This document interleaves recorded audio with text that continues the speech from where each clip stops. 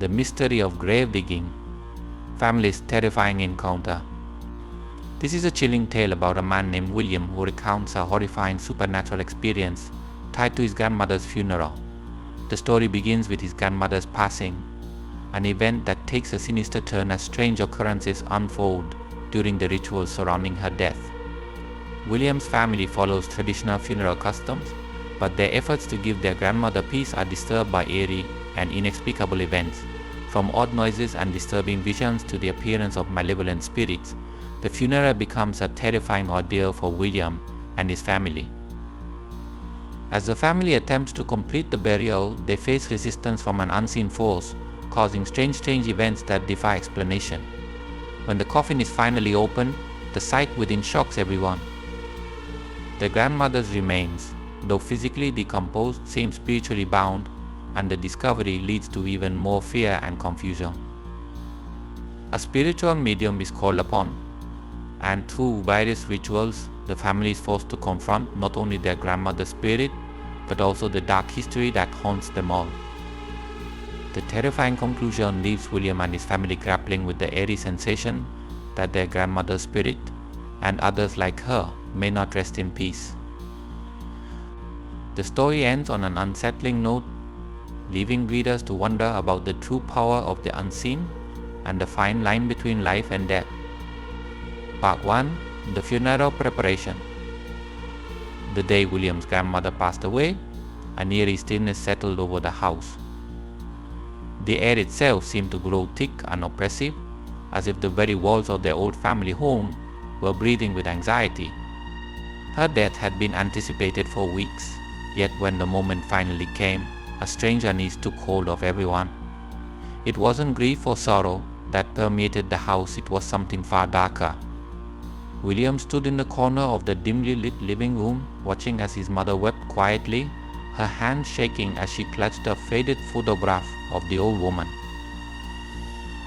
The once familiar house now felt foreign, as if something unspoken had shifted the moment his grandmother drew her last breath. As the family gathered in the house to prepare for the wake, unsettling occurrences began to plague them. At first there were small things, a sudden flicker of a candle flame, the faint sound of whispering when no one was talking. The temperature in the house dropped noticeably, and several family members remarked on how cold it had gotten, despite the fireplace roaring with heat. But William couldn't shake the feeling that the cold wasn't coming from the air outside.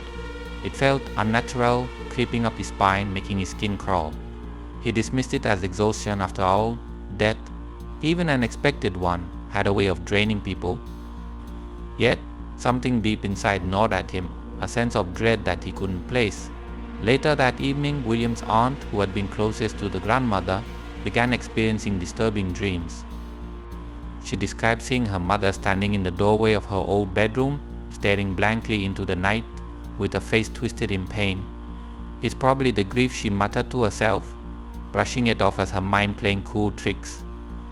However, as the hours wore on, the occurrences became harder to dismiss. The grandmother's body was laid out in the front room, dressed in her finest clothes, with her hands crossed neatly over her chest. The room, once full of light and warmth, now seemed to echo with an ominous presence. No one wanted to stay near her for too long. Even in death, her stillness felt wrong, as if she were just waiting for something, as if she wasn't truly at rest. The children of the family, usually running about the house during family gatherings, remained unusually quiet. William's younger cousin, Mary, barely 6 years old, tugged at her mother's sleeve and whispered, "Grandma's angry." Her mother scolded her for saying such a thing, but William noticed the way his aunt's face paled. By midnight, the entire family had gathered in the house to begin the traditional morning rituals. But no amount of prayer or comfort could ease the creeping unease that enveloped everyone. William sat beside his mother, unable to focus on the words of the priest. His eyes kept drifting toward the coffin, which seemed to cast an unusually long shadow across the floor, despite the flickering candlelight. He could hear a faint creaking, like the sound of old wood shifting, but he couldn't figure out where it was coming from. It was subtle, barely audible above the low murmur of prayers, He shifted in his seat uncomfortably, trying to shake the feeling that someone or something was watching them from the shadows. As the priest spoke of peace for the deceased, a sharp, piercing noise echoed through the room. It was the sound of a window being slammed shut with force, even though no wind had been blowing. The sudden noise startled everyone, and a few of the family members exchanged uneasy glances. "Must have been the draft," William's uncle muttered, though no one seemed convinced. The temperature in the room had dropped even further, and the candles, once steady, now flickered violently, casting twisted, jagged shadows on the walls. For a moment, William swore he saw something move near the coffin, just a brief, fleeting shift of the shadows, but when he blinked, it was gone. His heart raced, and his palms grew clammy as he tried to rationalize what he had just seen. Fatigue, stress, the strain of grief, that's all it was. Yet, deep down, he knew there was something more. He could feel it, like an electric current in the air, buzzing with malevolent intent. Later that night, after the priest had left and most of the family had gone to bed, William remained awake, unable to shake the lingering sense of unease. He sat in the living room, staring at the darkened doorway to the room where his grandmother lay. The house had fallen into an eerie silence, save for the occasional creak of the floorboards. Suddenly there was a low, scraping sound coming from the front room. William's breath hitched as he sat up straight, straining to hear.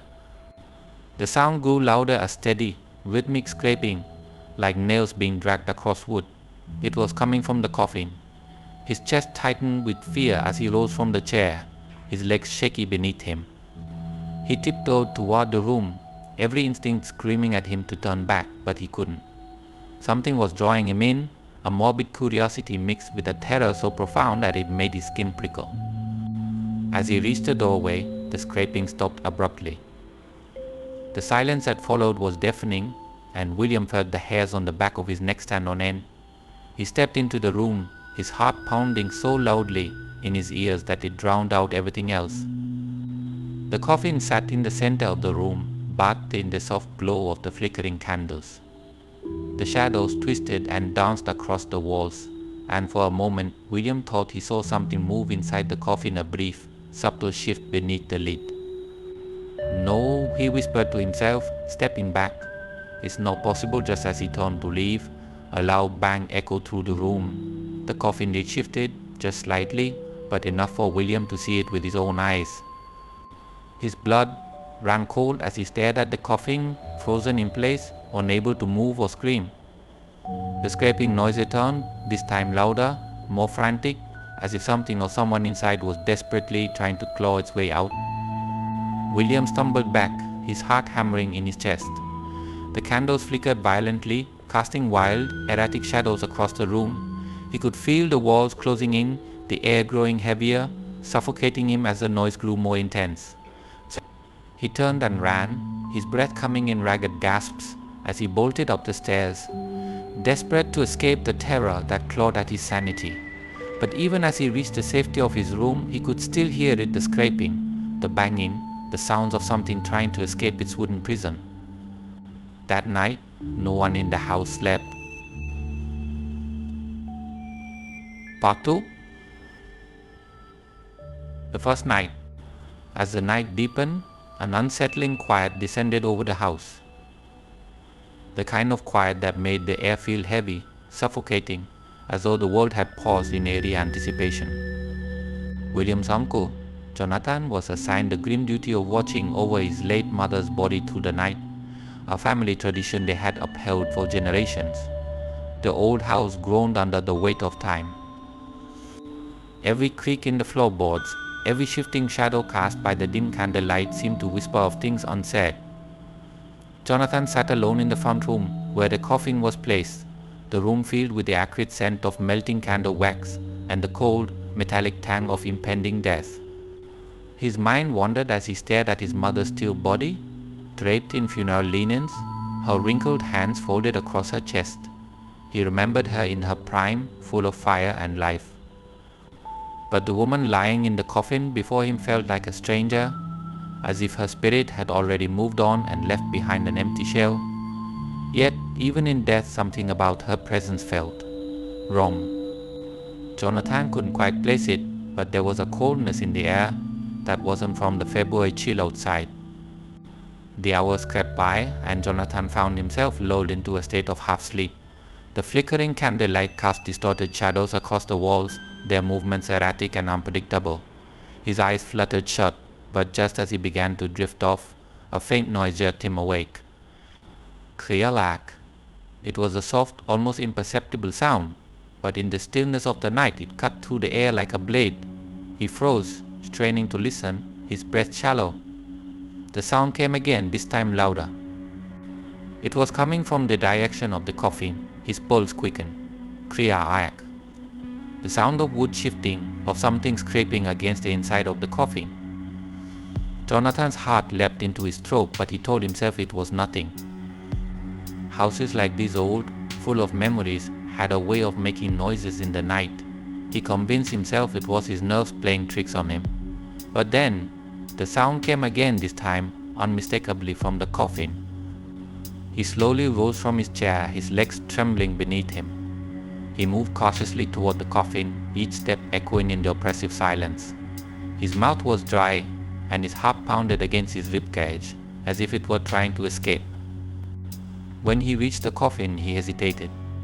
The flickering candlelight made the shadows dance in strange patterns, warping reality in ways that made his mind reel. He leaned in closer, just enough to see through the partially open lid. And that's when he saw it. Her head, tilted unnaturally, twitched ever so slightly. He blinked, convinced that his tired mind was playing tricks on him. But then, it happened again, this time more pronounced. Her head jerked, her neck twisting in a slow, unnatural motion, as though something deep inside her body was trying to force it to move. Jonathan's breath hitched. His entire body froze in place as a cold sweat broke out on his brow. He could feel the icy grip of terror creeping up his spine, paralyzing him. The grandmother he had loved, the woman who had raised him, was lying there in the coffin, dead, but her body wasn't still. Her limbs twitched, her fingers curling slightly under the folds of the funeral shroud. His mind raced. Was it some strange post-mortem movement? He'd heard of bodies twitching after death, but this was different. It wasn't a reflex, it felt deliberate.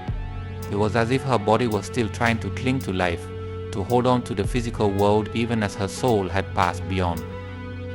Jonathan took a step back, his chest tightening as panic gripped him. He wanted to run, to get as far away from that room as possible, but something held him in place, something darker, more sinister. The atmosphere in the room felt charged, electric, like the calm before a storm. He didn't dare blink as he watched in horror. The soft creaking sound returned, and this time he realized with mounting dread what it was her head, turning against the wood of the coffin, the dull scrape of bone and flesh against the polished wood. Jonathan stumbled backward, knocking into a small table as he did. The loud crash startled him out of his paralysis, and he turned and ran. He burst into the hallway, his breath coming in ragged gasps. His mind raced, trying to make sense of what he had seen, but no explanation seemed rational. He needed to tell the others. He rushed to his brother's room, banging on the door with such urgency that William, who had been asleep, jolted awake. "What is it?" William asked, rubbing his eyes, startled by the panicked look on his uncle's face. "It's..." Sir Jonathan stammered, still gasping for air. "Something's wrong, Mother." She moved. William frowned, unsure of what to say. He had always respected his uncle, but this... His mind raced between disbelief and concern. Surely it was the grief. People often saw things in moments of emotional distress, especially after the death of someone so close. "She's dead," Jonathan, William said softly, trying to steady his uncle. "It's probably just your mind. We've all been through a lot," but Jonathan shook his head violently. "No, you don't understand. I saw it, her body. It's moving. She's still in there. I don't know how, but something isn't right." William sighed. He didn't want to dismiss his uncle's claims outright, but they couldn't let themselves spiral into madness. "Maybe it's just the body settling," he suggested, though even he didn't fully believe his own words. Bodies can sometimes, move a little after death. "No," Jonathan said, his voice trembling with fear. "No, This wasn't natural. She turned her head. She looked like she was trying to get up. William's skin prickled, but he forced himself to remain calm. "Let's go check again," he said, more to reassure himself than his uncle. "If it will help you sleep, we can take another look together." They made their way back to the room. Every step felt like walking into the jaws of some unseen beast, their hearts pounding louder with each creak of the floorboards. As they approached the door, William hesitated. He didn't want to admit it, but the atmosphere felt wrong. There was something oppressive about the air, something that gnawed at the edges of his sanity. Jonathan stood behind him, unwilling to go in first. William took a deep breath, pushed open the door, and stepped into the room. The sight that met him was eerily normal. The coffin lay where it had been, the candles flickering gently in the cool air. Nothing seemed out of place, but Jonathan's eyes were locked on the coffin, wide with terror. "Look closer," he whispered. William swallowed hard, then stepped forward. The air in the room felt thick, almost tangible, and a wave of nausea washed over him as he approached the coffin. His hand shook as he reached out to touch the lid, and for a moment he hesitated. He didn't want to see what might be inside, but he had no choice now. He slowly lifted the lid, just enough to peer inside. The body lay still, her hands folded neatly as they had been before. Her face, pale and gaunt, was motionless. But something about it was of something subtle but deeply unsettling. Her head had shifted just slightly, her neck twisted at an unnatural angle. William's breath caught in his throat. He slammed the lid shut and backed away quickly, his mind racing. He didn't know what to believe anymore, but he knew one thing for certain: this wasn't normal. Without a word, he turned to Jonathan, whose face was ashen with fear. "We're not staying here tonight," William whispered. His voice was, "Something's wrong." The two of them fled the room, closing the door behind them, as if by shutting it, they could keep whatever darkness lingered inside from escaping. Neither of them slept that night, haunted by the creaking sounds that echoed in their minds long after they had left the room.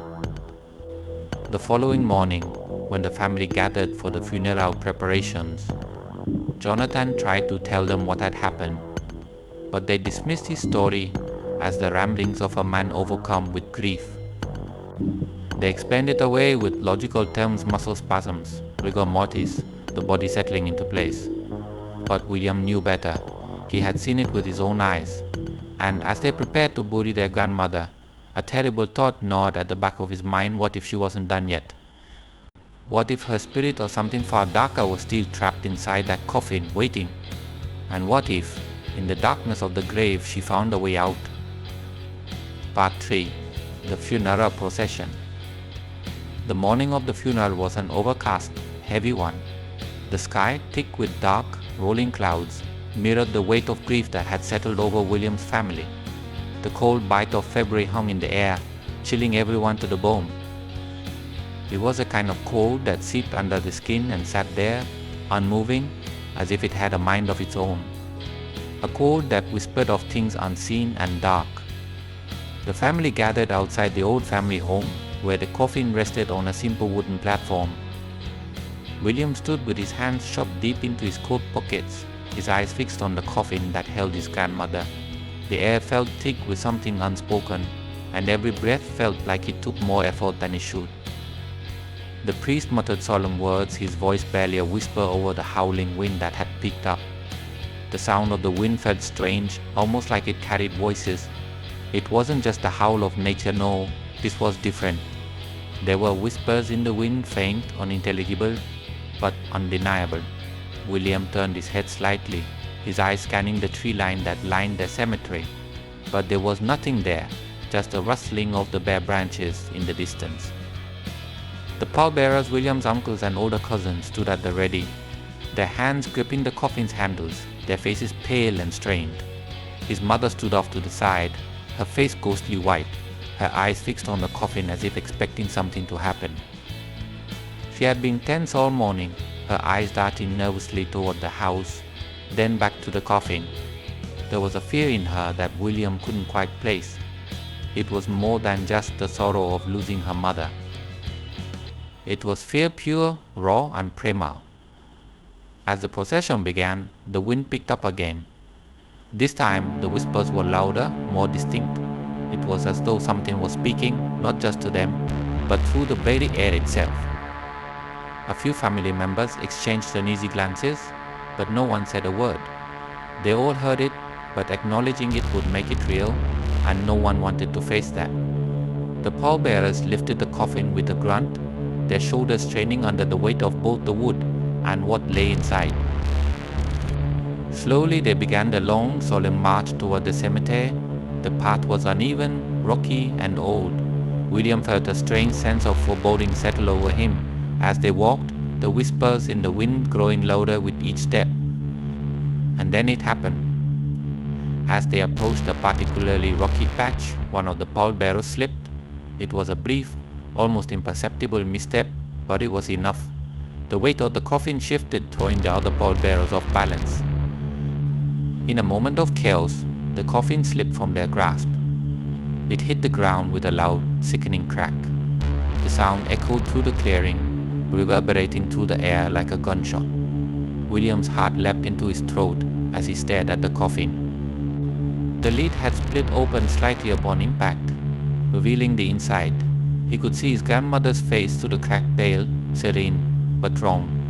There was something horribly wrong about the way she lay there, her body too still, her face too peaceful. It was the kind of peace that spoke of something far darker than rest. His mother's scream cut through the air, sharp and panicked. She rushed forward, pushing past the others, her hands trembling as she reached for the coffin. "Stop," she cried, her voice high and frantic.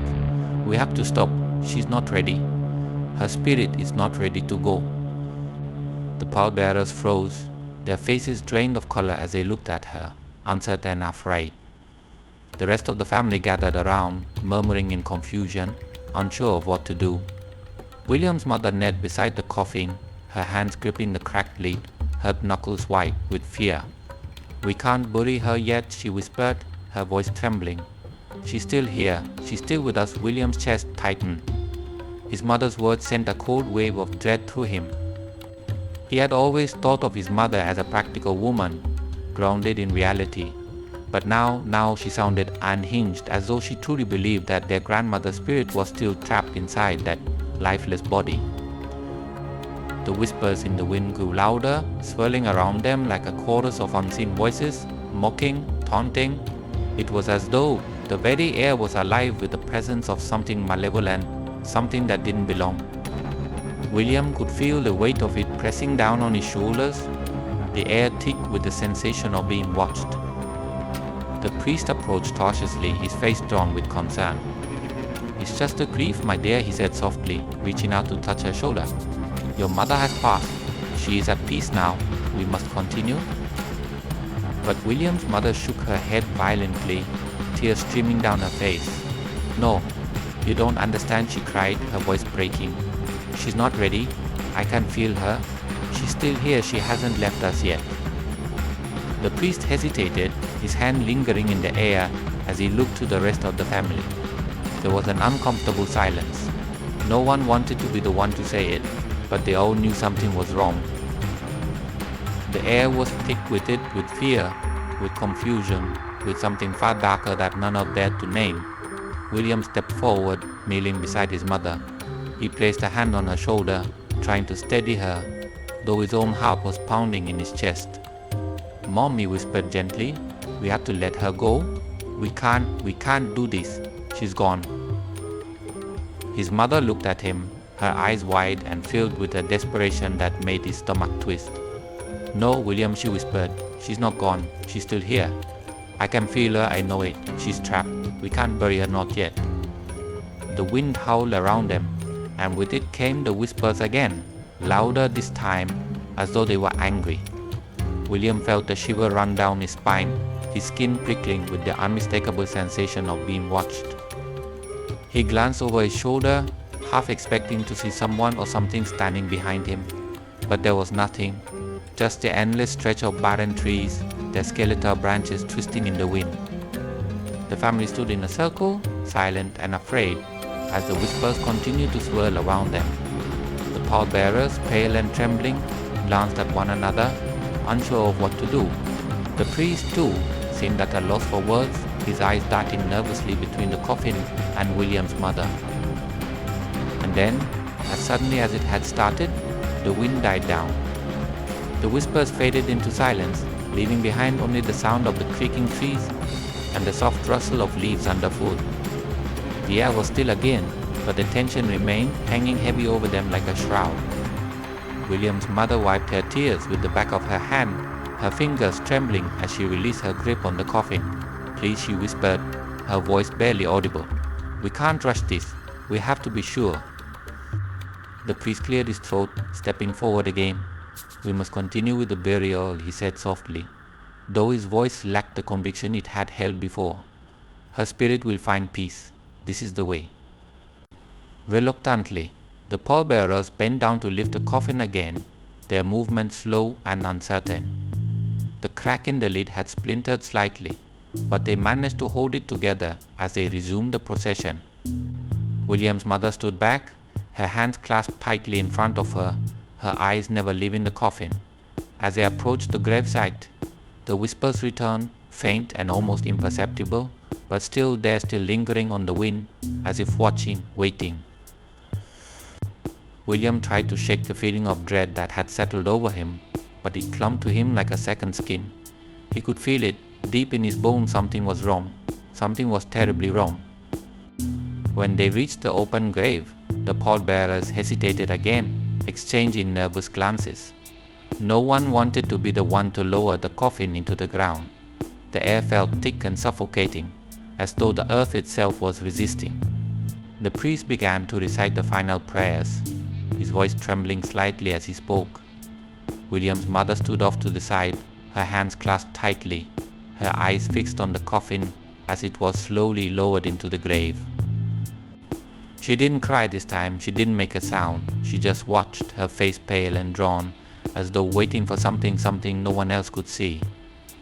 As the coffin disappeared into the ground, the wind picked up again, the whispers rising with it. They grew louder, more frantic, swirling around them like a dark, unseen force. William felt the hairs on the back of his neck stand on end, his heart pounding in his chest. And then, just as the coffin touched the bottom of the grave, the wind stopped. The silence that followed was deafening. William's mother let out a long, shuddering breath, her shoulders slumping as though a great weight had been lifted. But William knew better. The weight hadn't lifted, it had simply shifted. And as they stood there, staring down into the open grave, William couldn't shake the feeling that his grandmother wasn't at peace. She was still there, watching, waiting. Part 4. Night of Terror. The funeral had ended, but the tension remained, clinging to the air like a foul, unseen presence. The weight of it was suffocating, pressing down on every member of William's family. It was as though the very act of burying his grandmother had stirred something ancient, something that did not belong in the realm of the living. The whispers that had haunted the procession seemed to linger in every corner of the house, unseen eyes watching, waiting. That evening, the family gathered at the old family home once again, hoping that the rituals would bring some sense of closure. But there was no peace. The air in the house was heavy, the silence oppressive. Conversation was minimal, forced even. No one wanted to talk about what had happened during the funeral, about the whispers or the way the coffin had cracked open. And no one dared mention the way William's mother had screamed that her mother's spirit wasn't ready to leave. It was a collective silence born from fear that whatever had happened that day was not over. The night stretched long and cold. Darkness had settled in, swallowing the house in its quiet, creeping embrace. The family had dispersed to their rooms, seeking refuge from the strange occurrences, hoping that sleep would bring some reprieve. William sat in his room, the lamp by his bedside casting faint, flickering shadows on the wall. He tried to focus on the book in his hands, but his mind kept drifting back to the cemetery, to the sound of the wind whispering through the trees, to the way his grandmother's face had looked too peaceful, too still. It was in that uneasy silence that a sudden, muffled scream shattered the night. William's heart leapt into his throat. He was on his feet in an instant, racing down the hallway toward the source of the noise. The house, usually creaking and groaning with age, had fallen completely silent, save for the sound of his own hurried footsteps. He reached his cousin's room and found the door half open, the faint glow of moonlight spilling into the hallway.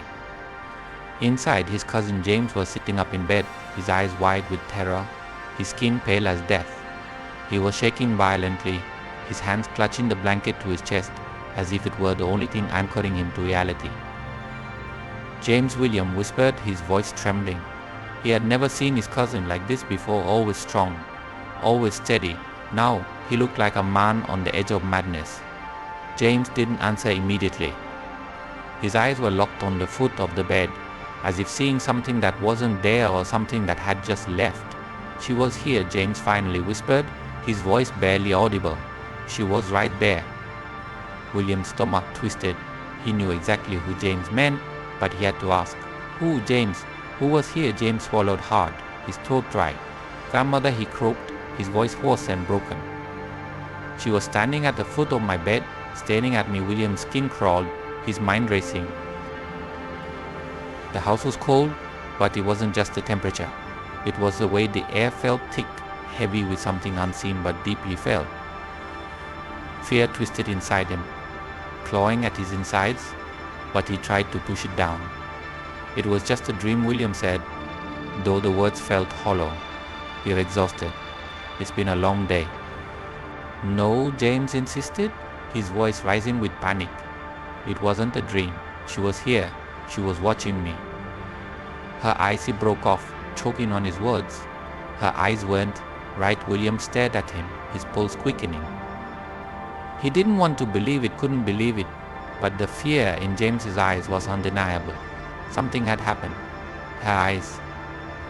James continued, his voice trembling, were empty. Like she was looking at me, but to me, as if she wasn't really seeing me at all. "But I know it was her, William. I know it was her." The sound of footsteps in the hallway drew William's attention. The rest of the family had been awakened by the commotion and were now crowding the doorway, their faces pale and filled with confusion. His mother, looking more haunted than ever, stepped forward, her gaze fixed on James. "What happened?" she asked, though her voice held a strange calmness, as if she already knew. "Grandmother," James muttered, his voice shaky. "She was here." A cold silence fell over the room. No one spoke, but the fear was palpable. William could see it in their eyes, in the way they shifted uncomfortably, in the way they avoided looking at each other. They had all felt it. Something was wrong. Something had been wrong from the moment the coffin had hit the ground and cracked open. His mother's face grew pale, and her lips trembled as she spoke. "I told you," she whispered, her voice so soft it was barely audible. She wasn't ready. Her spirit. "It's still here," the rest of the family recoiled at the words. They exchanged uneasy glances, not wanting to believe what they were hearing, but unable to deny the growing dread that had settled over the house. The whispers, the wind, the way things didn't feel right, it was all starting to come together in the most horrifying way. The night dragged on in a suffocating silence, but no one slept. Every creak of the floorboards, every whisper of the wind outside felt like an omen, a warning. The house itself seemed alive, as if it were holding its breath, waiting for something to happen. And something did. In the dead of night, the scratching started. It was faint at first, just a soft, repetitive sound coming from somewhere deep within the house. William was sitting in the dark, his eyes wide open, when he heard it. At first he thought it was his imagination, a trick of the mind playing on his exhaustion. But then the scratching grew louder, more persistent. He sat up, straining to listen, his breath catching in his throat. The sound seemed to be coming from the walls, like something or someone was trying to claw its way out. His heart raced as he slid out of bed, his bare feet cold against the wooden floor.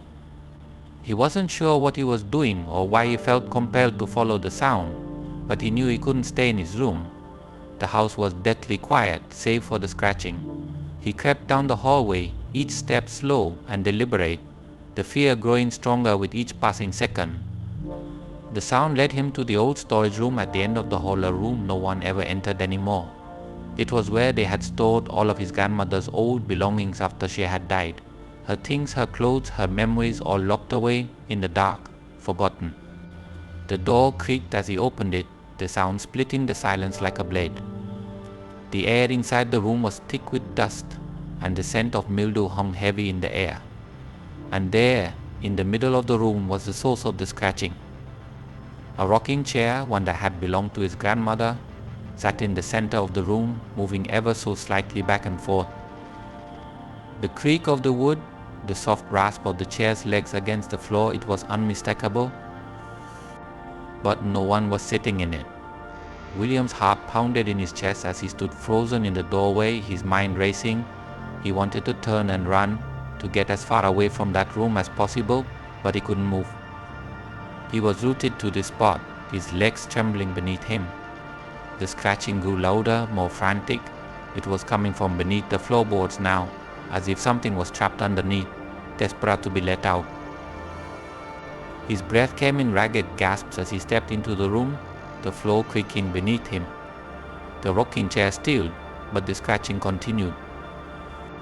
William dropped to his knees, his hands shaking as he reached out to touch the floorboards.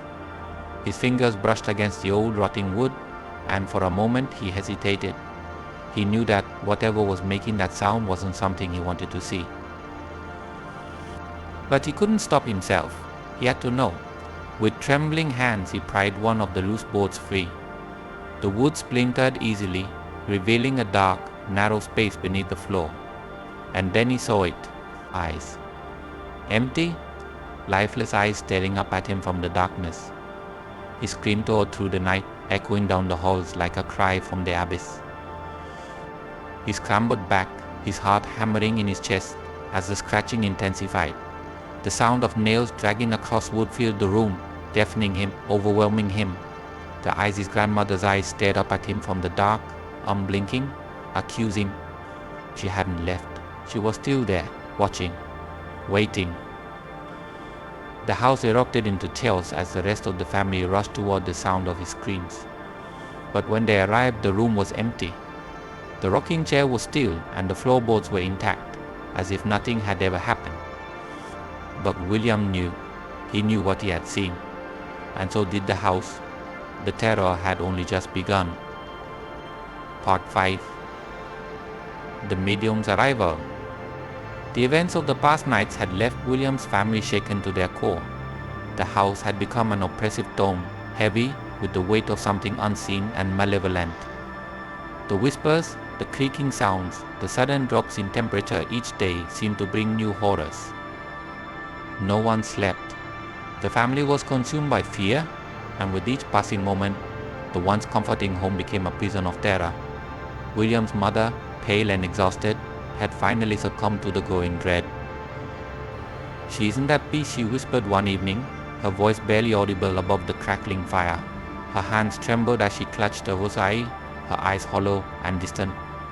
"Mother's spirit is trapped here. We can't live like this anymore." The family exchanged fearful glances.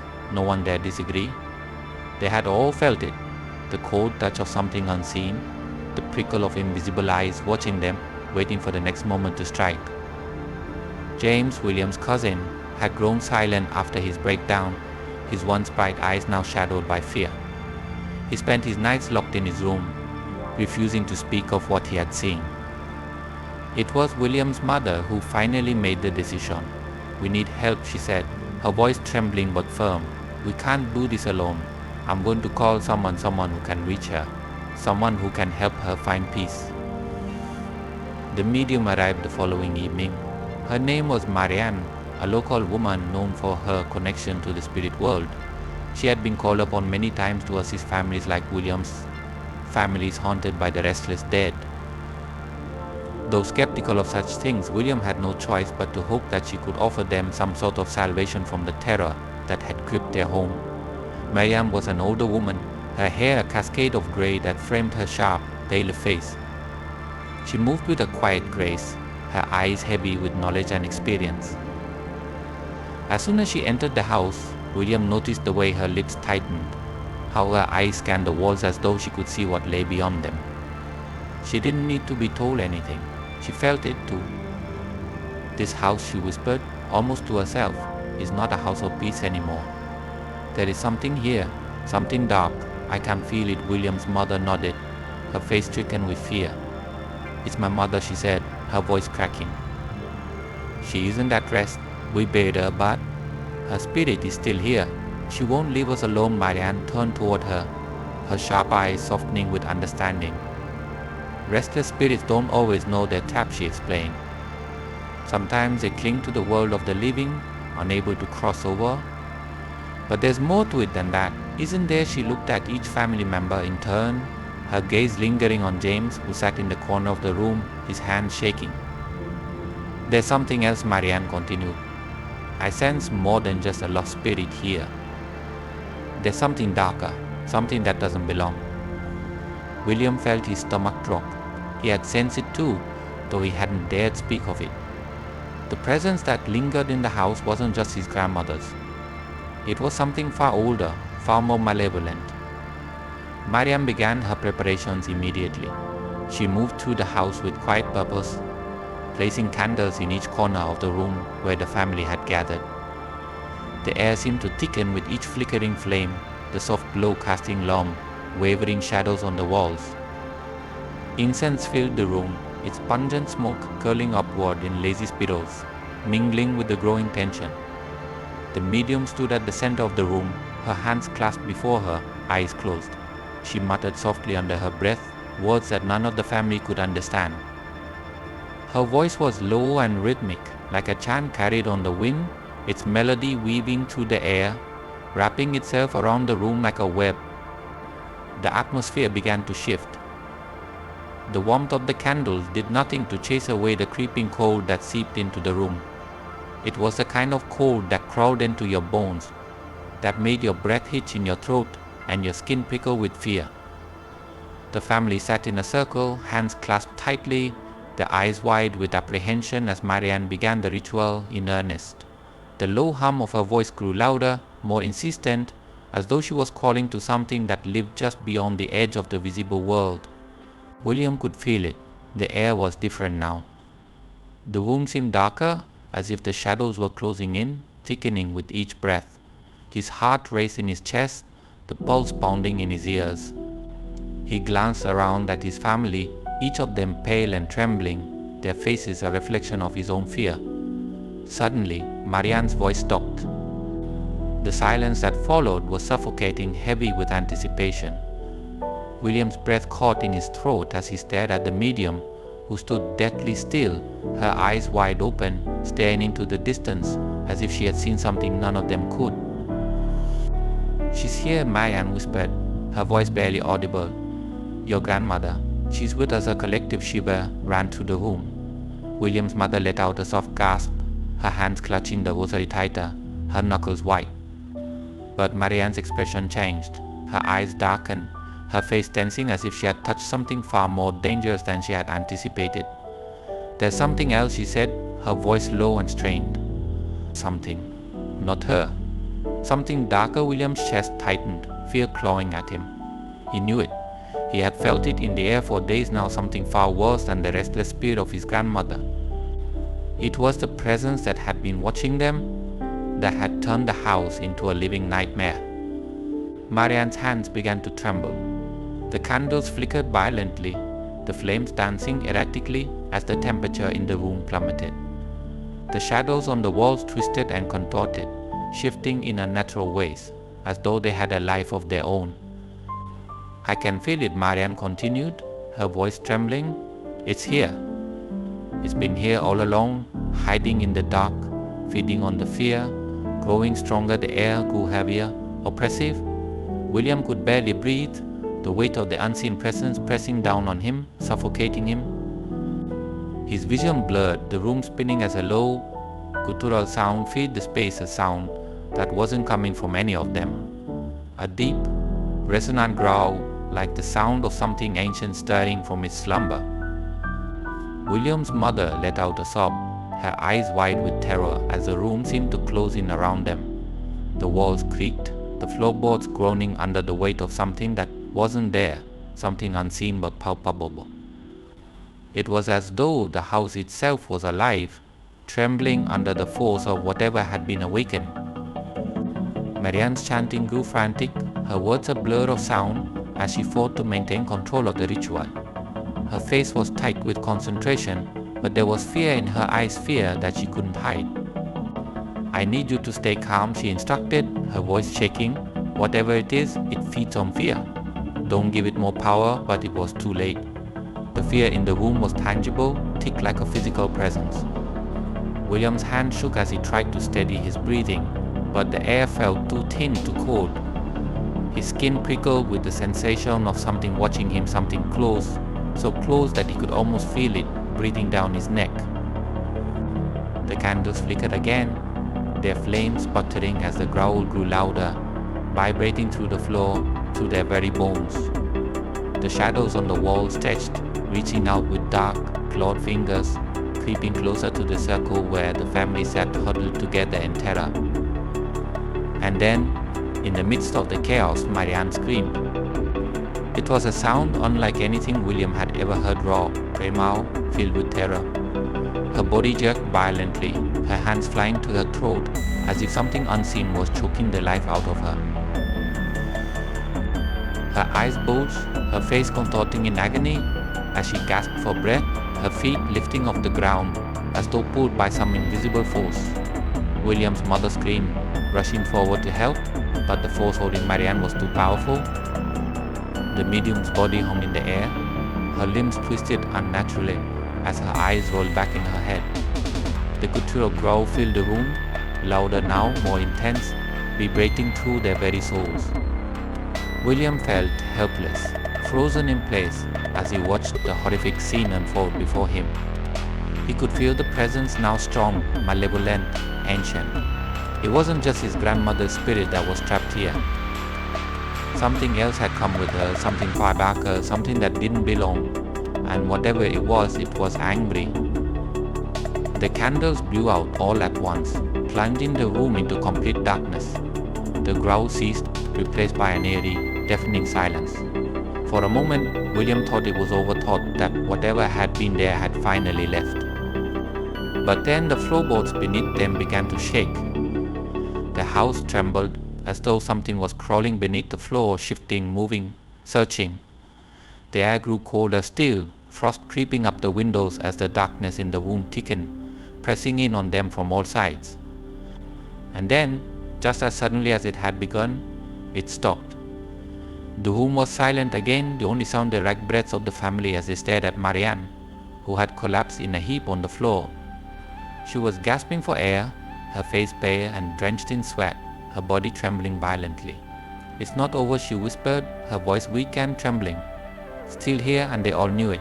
The presence hadn't left. It had only grown stronger. The night of terror was far from over. Part 6. The spirit appears.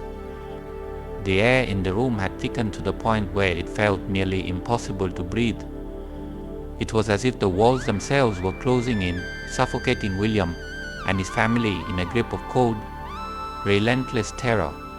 Shadows danced violently across the candlelit walls, twisted into monstrous shapes that seemed to pulse with a life of their own. The scent of incense hung heavy in the room, but it did nothing to mask the growing stench of fear. The medium, Marianne, stood at the center of the room, her face pale and drawn, her body trembling from the force of the ritual. Sweat beaded on her forehead, her hands shaking as she continued chanting, her voice strained and cracking under the immense pressure of whatever malevolent presence now filled the room. But the atmosphere had shifted. There was something new in the air, something colder, darker. It was more than just the oppressive heaviness that had been building over the past few days. This was the unmistakable presence of death. William could feel it, deep in his bones, a chill that seemed to seep into his very soul. His heart pounded in his chest, every thud echoing in his ears like a drumbeat of impending doom. He glanced at his mother, whose hands were clasped tightly in her lap, her knuckles white, her breath coming in short, shallow gasps. She looked as if she were on the verge of breaking, as if the weight of it all might crush her at any moment. And then, in the corner of the room, the temperature dropped suddenly, plunging the room into a cold so deep it burned. The candles flickered violently, their flames guttering, threatening to snuff out entirely. The darkness pressed in, thick and heavy, suffocating them with its weight. That's when William saw her, his grandmother. She materialized in the far corner of the room, her form emerging slowly from the shadows like something being dragged from the depths of a nightmare. Her ghostly figure was barely recognizable, twisted, contorted in a way that no living body could ever be. Her arms were bent at unnatural angles, her head lolled to one side, and her face was a mask of agony. William's breath caught in his throat as he stared at her, unable to move, unable to scream. His grandmother's once gentle, loving face was now warped, her mouth twisted into a silent scream of pain and torment. Her eyes, once warm and full of life, were now black voids, empty and hollow, as if her very soul had been sucked out of her body, leaving behind nothing but a shell of suffering. Her hands, those same hands that had once held him as a child, were now clawing desperately at the air, as if she were trying to grasp onto something, anything, to pull herself back to the world of the living. Her fingers, long and bony, curled and uncurled in grotesque motions, her nails scraping against the walls, leaving long, jagged marks in the plaster. She was trying to come back. "Dear God," William's father muttered, his voice barely a whisper. His eyes were wide with disbelief, his body frozen in place. The rest of the family sat paralyzed, their faces pale, their eyes fixed on the horrifying apparition before them. But William couldn't look away. He was transfixed, trapped in the nightmarish vision of his grandmother's tortured spirit. His mind screamed at him to run, to flee from the horror that was unfolding before him, but his body refused to obey. His legs felt like lead, his heart pounding so loudly he could barely hear anything else. Marianne's voice broke through the heavy silence, desperate and strained. "Rest in peace, spirit," she cried, her words trembling with fear. She took a step forward, her hands outstretched, palms up, as if offering some sort of comfort. "Please, find peace," but the spirit did not respond. Instead, it let out a low, guttural moan that echoed through the room like the wind howling through a graveyard. It was a sound that made William's skin crawl, a sound so filled with pain and despair that it sent shivers down his spine. His grandmother's spirit convulsed, her body twitching violently, as if something inside her was trying to tear its way out. Her moan grew louder, more frantic, and her clawing at the air became more desperate. The black voids where her eyes once were seemed to fixate on each family member, in turn, lingering on them with a gaze so cold, so empty, that it felt like the very essence of death was staring into their souls. William's mother sobbed quietly, her hands pressed tightly against her mouth, her eyes wide with terror. She had known from the moment of the funeral that something was wrong. She had known that her mother wasn't at peace. But she had never imagined this. The spirit let out another anguished cry, louder this time, more forceful.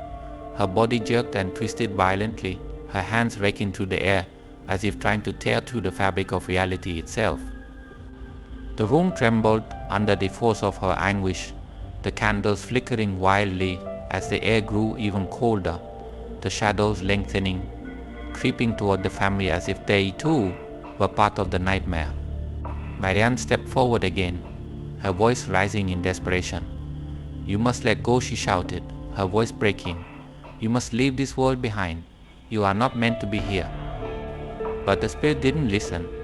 It only howled in response, its body writhing in pain, its fingers clawing at the floor, at the walls, at the very air itself, as if trying to drag itself back to life.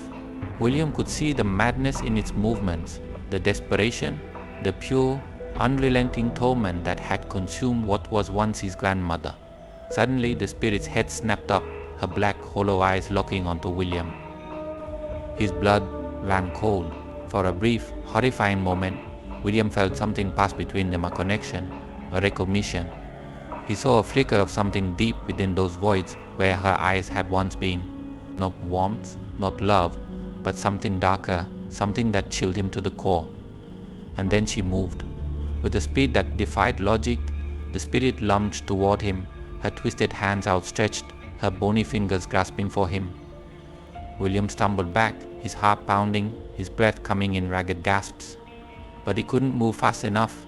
The cold grip of her hand closed around his wrist, her touch like ice, burning and numbing him all at once. William gasped in pain, his body going rigid, as the spirit's cold, dead fingers tightened around his arm. It felt as though her touch was draining the very life out of him, pulling him into her world of darkness and despair. He could feel her pain, her anguish, her unrelenting torment, as if it were his own. William Marianne screamed, rushing toward him. She grabbed his arm, trying to pull him away from the spirit's grasp, but the force of the spirit's hold was too strong. The room seemed to warp around them, the shadows twisting and writhing like living things, the air going thicker, heavier, almost suffocating. The spirit's moan filled the room, louder now, more frenzied, as if it were feeding off of William's fear, growing stronger with each passing second. "Let go," Marianne shouted, her voice filled with panic. She chanted furiously, her words tumbling out in a rapid, desperate stream, but it was no use. The spirit's grip tightened, her body convulsing violently as she pulled William closer, her black, empty eyes staring into his with a look of pure, unrelenting hunger. William's vision blurred, the room spinning around him. He could feel his strength leaving him, his body growing cold as the spirit's energy wrapped itself around him like a suffocating blanket. He wanted to scream, to cry out for help, but the words wouldn't come. His throat was tight, his body frozen. And then, just as suddenly as it had begun, it stopped. The spirit released him. William collapsed to the floor, gasping for breath, his body trembling uncontrollably. The room was still, the air heavy with the scent of incense and fear. The candles flickered weakly, their flames barely clinging to life. But the spirit was still there, standing in the corner, her black eyes fixed on him. She didn't move, she didn't speak, she just stared. And then, with a final, heart-wrenching moan, she began to fade. Her twisted form shimmered, growing faint, translucent, as if the very fabric of her being was unraveling. Her hands, once so desperate, now fell limply to her sides, her head lolling forward as if in surrender. And then she was gone. The room fell into an oppressive silence. The only sound the ragged breathing of the family, still paralyzed with fear. William lay on the floor, his heart racing, his body trembling from the aftershock of the encounter. Marianne stood in the center of the room, her face pale and drawn, her eyes wide with disbelief. She had seen many spirits in her lifetime, but never one like this. Never one so twisted, so filled with pain. "She's not at peace," Marianne whispered, her voice trembling. "She's still here, and whatever is keeping her here." "It's not done yet." William stared at the spot where his grandmother's spirit had stood, his heart heavy with the weight of the truth. The spirit had appeared, and the nightmare was far from over. Part 7. Chaos and Fear. The room seemed to throb with the weight of the unseen, the air thick with dread and tension so palpable that William could almost taste it. Every breath felt like it carried the acrid scent of decay, the air heavy and oppressive. Time itself had slowed, each second dragging into what felt like an eternity, while William's heart pounded in his chest, the sound filling his ears like a drumbeat of impending doom. The spirit of his grandmother lingered in the corner of the room, her hollow, blackened eyes staring at them with an eerie, lifeless gaze. She didn't move, didn't speak, but her presence filled every inch of the room, an overwhelming, suffocating force. Her twisted form cast an unnatural shadow on the wall, distorted and monstrous, as though she were something pulled from the depths of a nightmare. William's pulse quickened, his hands trembling uncontrollably. He could feel the fear pulsing through the room like a living entity, feeding on their terror, growing stronger with each passing second. The rest of the family was frozen in place, too horrified to even move, their eyes fixed on the horrifying figure before them. His mother sat trembling, her hands clutched tightly together, lips moving soundlessly in prayer. But even the prayer seemed hollow, weak, as though they would never reach past the suffocating presence that now filled the house. The spirit's cold, dead gaze locked onto William, and he felt a chill run down his spine, so intense it was as though icy fingers were crawling up his back. The temperature in the room had dropped significantly, a bone-deep cold that made it hard to even think clearly. His breath came out in shallow puffs of mist, his skin prickling as though the very air around him had turned to ice. Marianne, the medium, was no longer the composed figure she had been. Her face had gone pale, beads of sweat dripped from her forehead, and her wide eyes darted around the room in sheer panic. She had lost control of the ritual. Her hands, which had once been steady and sure, now trembled violently as she tried to gather herself, muttering frantic incantations under her breath, her voice wavering. The candles flickered weakly, their light barely cutting through the dense darkness that had enveloped the room. "Stay calm," Marianne croaked, but her words were empty, as hollow as the gaze of the spirit that now haunted them. There was no control here, no comfort, only the growing terror that had wrapped itself around the family like a thick, suffocating fog. And then, without warning, the spirit moved. It was subtle at first, a slight shift in the corner of the room, a twitch of the head, but it was enough to send a wave of panic through the room. William's cousin James was the first to react, letting out a high-pitched, terrified scream that seemed to slice through the oppressive silence like a knife. His face contorted in terror as he scrambled backward, knocking over a chair in his desperate attempt to get away. The sound of his scream was like a spark, igniting the room into chaos. Suddenly, everyone was screaming. William's mother let out a heart-wrenching sob, burying her face in her hands as her body shook with uncontrollable fear. His father, usually stoic and composed, looked wild-eyed and frantic, his hands clutching at the arms of his chair, as though the very act of gripping onto something tangible would keep him grounded in reality. The room erupted into a cacophony of terror. Screams filled the air, sharp and panicked, mixing with the sound of chairs scraping against the floor, as family members stumbled over one another in their frantic attempts to flee the room. The walls themselves seemed to close in, the shadows darkening, elongating into grotesque shapes that twisted and writhed as though alive. And all the while, the spirit remained. Her body twitched again, more violently this time.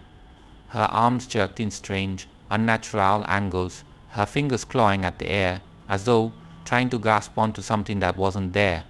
Her face contorted in agony, mouth opening into a silent scream, but no sound emerged. It was as if she was trapped in some terrible, otherworldly suffering, clawing her way through a hell that none of them could understand. "Stop it, William's mother screamed through her sobs. "Please, just stop." Her voice was raw, desperate, filled with a hopelessness that sent chills through William's soul. But the spirit did not stop. She only grew more frenzied. Her lifeless eyes remained locked on William, and for a brief, horrifying moment he felt something pass between them, some dark, invisible connection. It was like staring into the void, into a place where time and space had no meaning, where only suffering existed. He could feel her torment, her despair, and it washed over him like a tidal wave, threatening to pull him under, to drown him in her endless agony. Marianne's frantic chanting grew louder, her voice hoarse as she tried in vain to regain control of the ritual. She waved her hands desperately in the air, her movements erratic, her words slurred as she fought to maintain the fragile barrier between the living and the dead. But it was no use. The spirit was too strong. It had broken through, and there was nothing she could do to stop it. The candles flickered once more, and then, with a sudden gust of cold, unnatural wind, they were snuffed out completely. Darkness swallowed the room whole. William's heart pounded in the suffocating blackness, his breath coming in short, ragged gasps. He could hear the others breathing heavily, their fear palpable in the dark. The silence that followed was unbearable, the oppressive weight of it pressing down on them like a physical force. And then the spirit's voice filled the room. It wasn't a human voice, not anymore. It was distorted, guttural, like the sound of something ancient and broken, something that had been lost for far too long and had finally clawed its way back into the world of the living. The voice echoed through the room, bouncing off the walls, filling every corner with its dark, malevolent energy. Why, it rasped, the word drawn out, full of anguish. Why have you forsaken? Made the voice sent a fresh wave of terror through William's body, his skin prickling with goosebumps. His mind screamed at him to run, to flee from this horror, but his legs felt rooted to the spot, as though some unseen force held him in place, trapping him in the darkness. The spirit's form flickered in the blackness, her body jerking violently, as if being pulled between two worlds. Her twisted hands clawed at the air again, her movements frenzied, desperate. Her head snapped back, her empty eyes rolling in their sockets, her mouth opening in a wide, silent scream that seemed to stretch far beyond the limits of her physical form. The room shook with the force of her anguish. The walls trembled, the floorboards creaking under the weight of something unseen, something far more powerful than any of them could comprehend. The darkness pressed in on all sides, suffocating them, trapping them in this nightmare. And then, just as suddenly as it had begun, it stopped. The spirit vanished. One moment she was there, her twisted form looming in the darkness, and the next she was gone. The room fell into an eerie, oppressive silence, the only sound the faint, ragged breaths of the family as they sat in the aftermath of the terror that had just unfolded. The candles flickered back to life, their soft glow illuminating the room once more, but the warmth that usually came with the light was absent. The air remained cold, heavy, as though the presence of the spirit still lingered, watching from the shadows. No one moved, no one spoke. The silence was thick, suffocating, filled with the unspoken fear that had taken root in the hearts of every person in that room. William's hand shook as he tried to steady himself, his breath coming in shallow gasps. His mother sat trembling, her face buried in her hands, her body racked with sobs. James, pale and wide-eyed, stared at the spot where the spirit had stood, his mouth slightly open, as if he was still trying to comprehend what he had just seen. Marianne stood in the center of the room, her face drained of all color, her hands trembling as she slowly lowered them to her sides. Her eyes were wide, filled with the kind of fear that comes when one realizes they have lost all control. "She's gone," Marianne whispered, her voice trembling. But there was no relief in her words, only fear. For now the oppressive silence lingered, hanging heavy in the air like a storm cloud, threatening to descend once again. The spirit may have vanished, but the terror she had left behind remained, embedded in the very walls of the house, and they all knew deep down, in the darkest corners of their souls, that she would return. The nightmare was far from over. Part 8. The Burial. The next day dawned grey and lifeless. The heavy clouds above seemed to sag under the weight of the previous night's horrors, casting a dim, ashen light over the landscape. It was as if the world itself had been drained of color, of warmth, leaving only cold shadows and the biting wind. There was no bird song, no rustle of leaves, just an oppressive silence that hung in the air like a shroud. William stood at the window, staring out at the gathering storm clouds. His reflection, pale and gaunt, stared back at him from the glass, but he barely recognized himself. Dark circles clung beneath his eyes, and the lines of exhaustion etched deep into his face made him look older than his years. He hadn't slept, not really. None of them had. The spirit's twisted form and those hollow, lifeless eyes had haunted his every thought, every fleeting moment of restless sleep. Even now, as the grey morning unfolded, he could still feel her presence, lingering at the edges of his consciousness like a shadow that refused to fade. The house was eerily quiet. The only sounds were the occasional creaks and groans of the old wooden beams, but even they felt wrong, unnatural, like whispers of something lurking just beyond the walls. William's family moved through the house like ghosts themselves, speaking in hushed tones, their faces blank with fear and exhaustion. No one dared speak of the previous night, of the terrifying apparition that had stood in their midst, her form writhing in pain, clawing at the air as if trapped between worlds. It was as if acknowledging what had happened would make it real again, would bring her back. And none of them could bear that. But today was the day of the burial. Despite everything that had happened, despite the terror that still gripped their hearts, the family had no choice but to proceed with laying his grandmother to rest. They had hoped that the burial would bring closure, that it would finally put an end to the nightmare that had engulfed their lives. But deep down, William knew the truth: no ritual, no burial could free them from the terror they had unleashed. By mid-morning, the family gathered outside, huddled together in the cold wind that whipped through the cemetery. The small, weathered gravestones jutted from the earth like broken teeth, casting long shadows across the ground. The grave had already been dug, a dark, gaping wound in the earth waiting to swallow his grandmother's body. The atmosphere was thick with unease. No one spoke, not even a murmur of small talk. The weight of what had happened pressed down on them like an invisible hand, squeezing the air from their lungs. William's mother stood beside him, her face pale and drawn, her eyes bloodshot from a night spent weeping. She clutched her rosary tightly in her hands, the beads digging into her skin, leaving red marks on her knuckles. Her lips moved silently in prayer, but there was no comfort in it, only fear. The priest, an elderly man with a kind face, stood at the head of the grave, his voice low and monotone as he recited the burial rites. But even he seemed uncomfortable, glancing over his shoulder every few moments as though expecting to see something or someone standing behind him. His hand shook as he held the prayer book, his eyes darting nervously toward the coffin, as if he could sense the presence that still lingered, waiting just out of sight. William stared at the coffin, his stomach churning with unease. It was hard to believe that his grandmother lay inside, the woman who had once been the heart of their family, whose laughter had filled the house with warmth, now reduced to a cold, lifeless body sealed in a wooden box. But what haunted him more than the thought of her death was the memory of her spirit, the twisted, agonized figure that had stood in the corner of the room, her empty eyes staring at his soul. Would burying her truly put her to rest? Or would there be sealing something far more dangerous beneath the earth? The priest's voice droned on, each word blurring into the next as William's thoughts spiraled deeper into the darkness.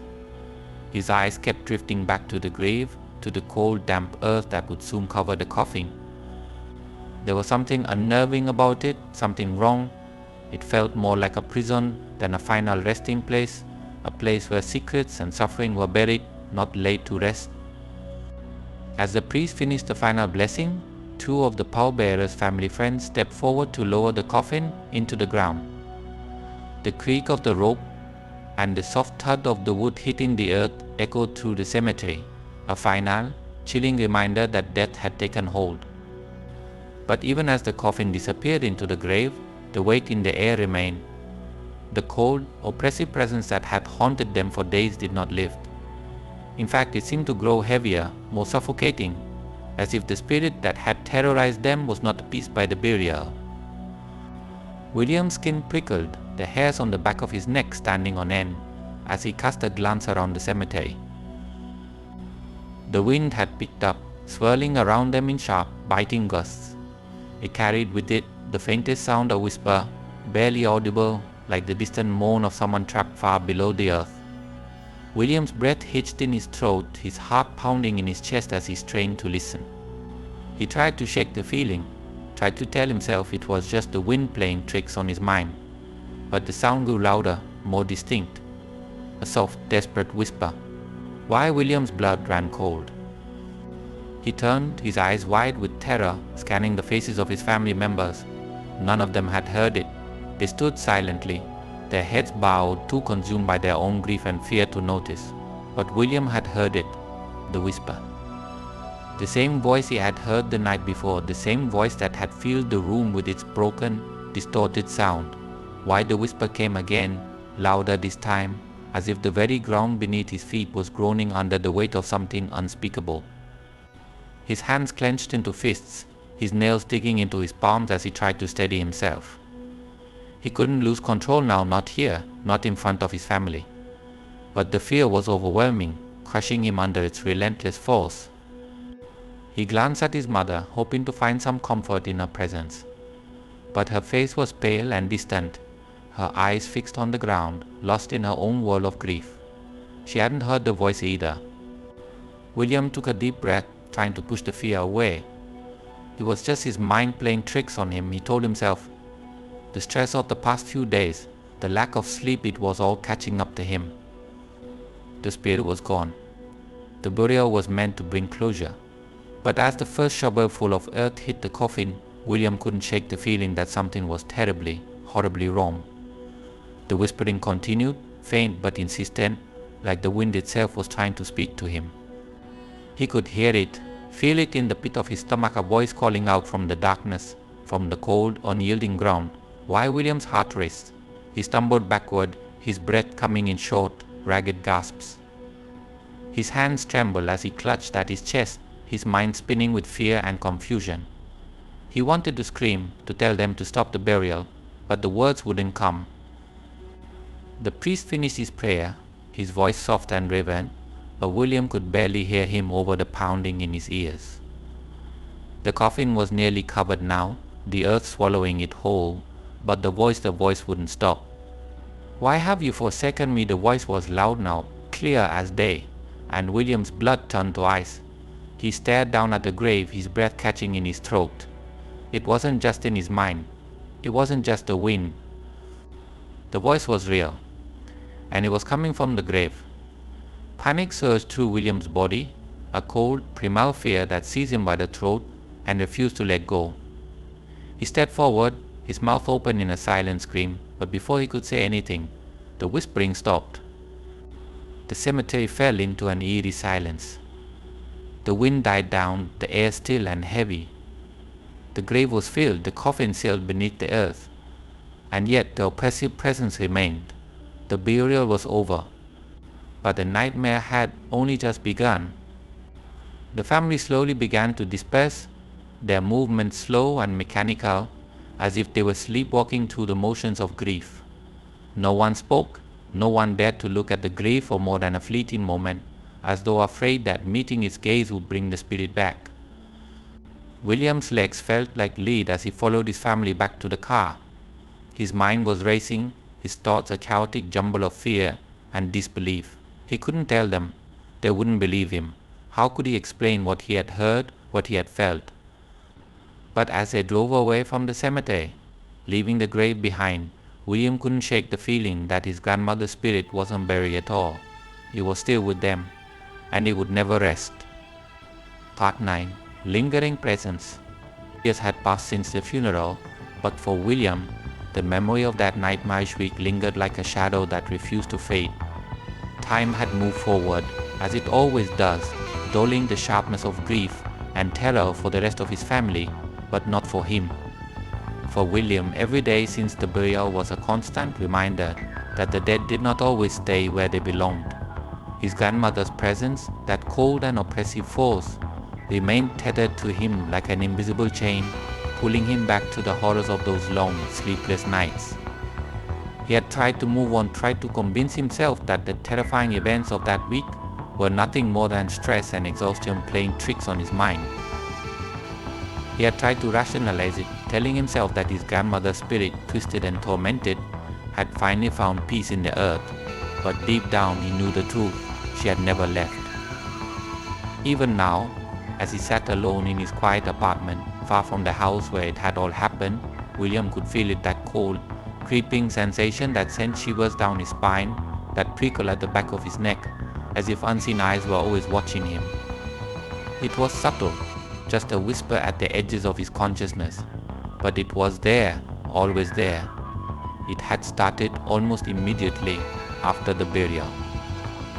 At first it was small things, a cold breeze that would sweep through a closed room, the flicker of a shadow that would disappear the moment he turned his head, the unsettling feeling of being watched. He had chalked it up to paranoia at first, a lingering side effect of the trauma they had all endured. After all, how could anyone go through something like that and not be changed? But as the days turned into weeks, and the weeks into months, William began to realize that it wasn't just his imagination. The feeling grew stronger over time. He would wake up in the middle of the night, heart pounding in his chest, convinced that someone was standing at the foot of his bed. But when he turned on the light, there was no one there. Yet the cold, suffocating presence would linger, as though the air itself had thickened with something unseen, something malevolent. His nights became filled with restless sleep, plagued by nightmares of his grandmother's twisted, agonized face, her lifeless eyes staring into his soul, her hands clawing at the air as if she were trying to pull herself out of the grave.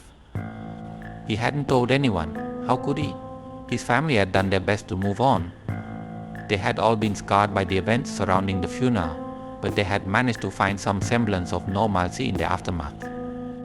His mother had returned to her quiet, devout life, finding solace in the church, convincing herself that her mother's spirit was now at peace. James had slowly recovered from his breakdown, although the haunted look in his eyes had never fully gone away. But William couldn't move on. He couldn't let go of the feeling that his grandmother was still with him, trapped between the world of the living and the dead. It had changed him in ways he could barely understand. His once straightforward views on life and death now irrevocably shattered.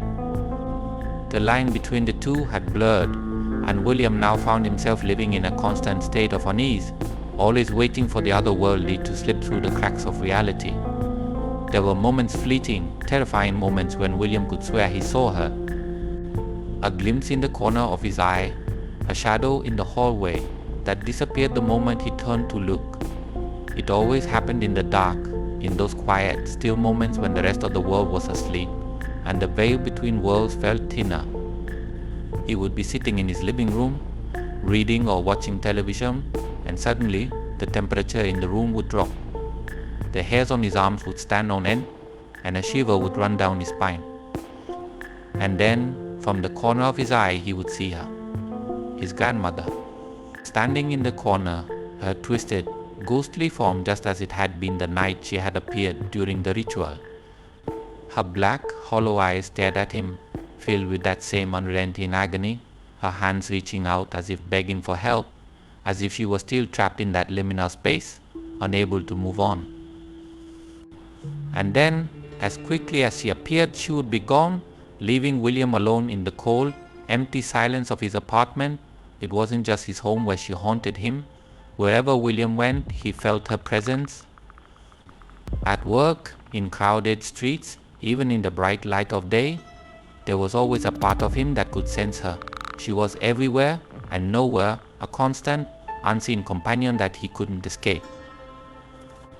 The worst of it came in his dreams. Every night, he was dragged back to the cemetery, to the burial. He would stand at the edge of the grave, staring down at the dark, gaping hole in the earth, but instead of the coffin, he would see his grandmother, twisted and broken, clawing her way out of the ground, her black eyes filled with sorrow and rage. She would reach for him, her hands grasping at his ankles, pulling him down with her into the cold, unforgiving earth. William would wake up in a cold sweat, his heart racing, his body trembling. But the fear didn't fade when he opened his eyes. It stayed with him, wrapping around him like a blanket of dread, pulling him deeper into a world where the dead refused to stay dead. He had tried everything to rid himself of her presence. He had gone to therapy, seeking answers to the nightmares, the paranoia. But the therapist had only offered empty words, attributing it all to trauma and unresolved grief. He had tried moving to different cities, different apartments, hoping that distance would weaken the connection. But no matter where he went, she followed. In desperation, he had even considered returning to Marianne, the medium. But he couldn't bring himself to face her again, not after what had happened that night. The terror in her eyes, the way she had lost control, had made William realize that no one, no matter how connected to the spirit world, could help him now. Whatever had happened during the ritual had gone beyond the reach of any human intervention. It was too late. The worst part of it all was the growing realization that his grandmother wasn't just haunting him. She was trying to tell him something. In those brief, horrifying glimpses, in the nightmares that left him shaken and cold, William could feel her desperation. It wasn't just about torment, it was about something deeper, something she couldn't say but was trying to communicate. He could feel it in his bones, in his soul. She wasn't at peace, and neither would he be until he figured out what was keeping her tethered to this world. William began to research the concept of spirits trapped between worlds. He dove into old books on the occult, spent hours reading about hauntings, possessions, and the liminal spaces where souls could become stuck. The more he read, the more he began to understand what had happened. His grandmother hadn't moved on because something had gone wrong during the burial, during the rituals. Something had kept her tethered, not just to the family, but to him specifically. But what? As the years passed, the haunting became a part of William's life. It was no longer a question of if she would appear, but when. He began to expect it, the cold ghost of air, the flickering lights, the faint whisper of her presence in the corner of his vision. He grew accustomed to living in that space between worlds, where life and death no longer felt like distinct entities, but rather two sides of the same coin, forever intertwined. His relationship suffered. How could he explain to friends, to lovers, that he was haunted by the spirit of his dead grandmother? That no matter where he went, she followed, her presence a constant reminder that death was never truly the end. Most people drifted away, unable to understand the depth of his fear, the weight of the unseen presence that clung to him like a second skin. He became isolated, cut off from the rest of the world, living in a kind of half-life where the past and the present blurred together. He wasn't truly alive, not in the way he once had been. But he wasn't dead either. He was somewhere in between, just like his grandmother. The years marched on, unrelenting, but for William, time felt stagnant. His once bright and vibrant life had dimmed, overshadowed by the constant, lingering presence of his grandmother's spirit. And though he tried to push it away, to ignore the cold touch of her ghostly hands, he knew that as long as she remained trapped, so would he. In the end, William realized that his grandmother's haunting had changed him in ways he could never have anticipated. It wasn't just fear that consumed him, it was understanding. He had seen the other side, had felt its cold breath on his skin, and he knew now that life and death were not as separate as he had once believed. The veil between the two was thin, and those who lingered on the other side could still reach through, could still touch the living. And as long as his grandmother was trapped in that liminal space, William knew that he, too, would remain tethered to the world of the dead. The years may have passed, but the haunting was far from over. It would never be over, not for William, and not for her.